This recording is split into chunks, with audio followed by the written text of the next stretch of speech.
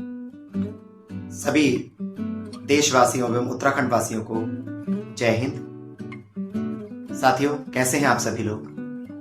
मुझे उम्मीद है आप सभी लोग अच्छे होंगे। Labour welfare federation of India Uttarakhand का प्रदेश अध्यक्ष होने के नाते मैं आज फिर से आप लोगों से कुछ बातें करने आया हूं। Labour welfare federation of India Uttarakhand जो ये संगठन है, ये सामाजिक संगठन है और इस सामाजिक संगठन में हम लोग समाज सेवा के कार्य कर रहे हैं। उत्तराखंड में हमारे बहुत सारे साथी जुड़कर इस कार्य को कर रहे हैं और ये हमारा राष्ट्रीय संगठन जो है अभी पूरे 22 राज्यों में देश के काम कर रहा है।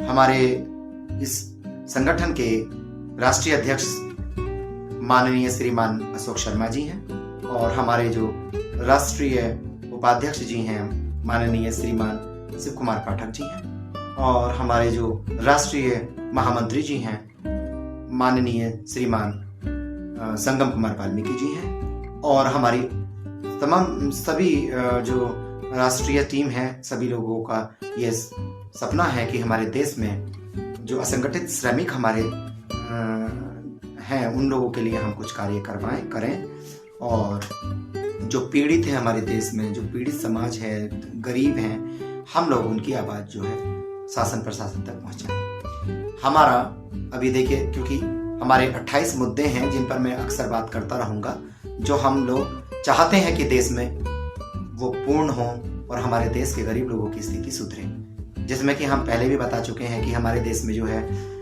गरीब लोगों के जो श्रम कार्ड बने हैं उसमें 2 लाख रुपए का ही उनको जो है बीमा दिया जा रहा है। तो हम चाहते हैं कि वो 2 लाख का बीमा ना दे करके 10 लाख का बीमा होना चाहिए, जिससे कि अगर किसी श्रमिक की मौत हो जाती है तो उसके बच्चों को 10 लाख रुपए मिल जाए और उसके बच्चों का भरण पोषण अच्छे से हो सके। इसी प्रकार हम लोगों का जो कि हम लोग कह रहे हैं कि आशा आंगनबाड़ी कार्यकर्त्री जो हमारी माताएं बहनें जो काम करती हैं, पूरे देश में काम कर रही हैं और उन लोगों का जो कि मानदेय बहुत ही ना के बराबर है, तो उन लोगों को सरकार 18,000 तक का मानदेय सुनिश्चित करे। इसी प्रकार फैक्ट्री वर्कर्स का भी देखिए, आप लोग जानते हैं कितना महंगाई का जमाना चल रहा है और फैक्ट्रियों में हमारे उत्तराखंड में भी और अदर स्टेटों में भी सैलरी बहुत कम है। फैक्ट्रियों में 7,000 8,000 8 घंटे के लोगों को मिल रहे हैं। हम कह रहे हैं कि महंगाई के हिसाब से कम 18,000 रुपए फैक्ट्रियों में वर्कर्स की सैलरी होनी चाहिए। एवं हमारे जो रेडी पटरी वाले जो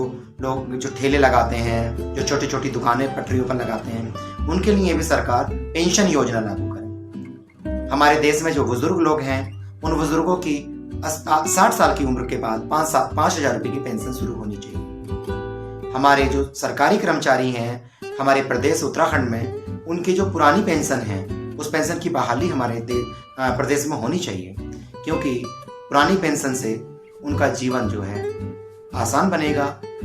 और हमारे यहाँ पर जो संविदा के कर्मचारी, देखिए बहुत कर्मचारी हमारे उत्तराखंड में संविदा वाले हैं, उनको भी सरकार ने पक्का करना चाहिए। और आउटसोर्स जो सभी कार्यालयों में देखिए आउटसोर्स चल रहा है, एक कंपनी को, प्राइवेट कंपनी को ठेका दे दिया जाता है और उसमें जो है हमारे तमाम भाई बहनों को जो है वो प्राइवेट कंपनियां सरकारी कार्यालयों में नियुक्त करती हैं और जहां पर सैलरी 30,000 मिलनी चाहिए वहां उनको 10,000 में काम करना पड़ता है। तो ये हमारे ही भाई बहनों का, हमारे बच्चों का शोषण है और ये शोषण रुकना चाहिए। हम चाहते हैं कि आउटसोर्स खत्म हो, सरकार इस पर एक्शन ले और हमारे तमाम लोगों को इसके लिए आवाज़ उठानी चाहिए। और इसी प्रकार हम और भी बहुत सारी चीज़ें जो कि हम चाहते हैं कि हमारी सरकारें गरीब लोगों के लिए करें और शिक्षा की व्यवस्थाएं भी अच्छी करें। जो 14 साल तक की उम्र के लिए शिक्षा फ्री दे रखी है सरकार ने, तो हम चाहते हैं कि वो उम्र बढ़ाकर 25 साल होनी चाहिए। 25 साल अगर उम्र हो जाएगी शिक्षा फ्री वाली, तो हमारे देश का गरीब बच्चा भी अच्छी शिक्षा प्राप्त कर पाएगा और इंजीनियर, डॉक्टर और बड़े बड़े ऑफिसर्स हमारे गरीब बच्चे बन पाएंगे।